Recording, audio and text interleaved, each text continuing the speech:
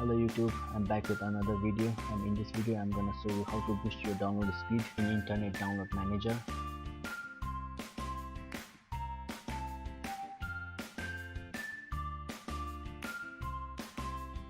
So this is the normal download speed of Internet Download Manager.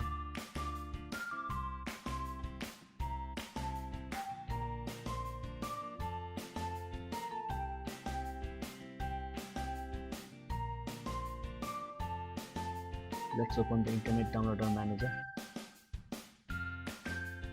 I'm gonna go to the option and connection.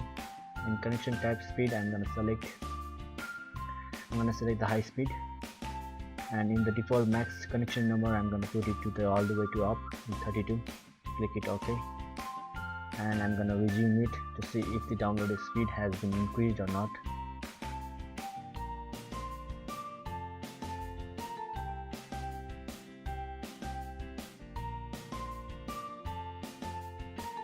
Okay, the now download speed is around 3.1 to 3.2 Mbps per second. It has certainly speed a little bit, not so much, but yes, it certainly does the trick.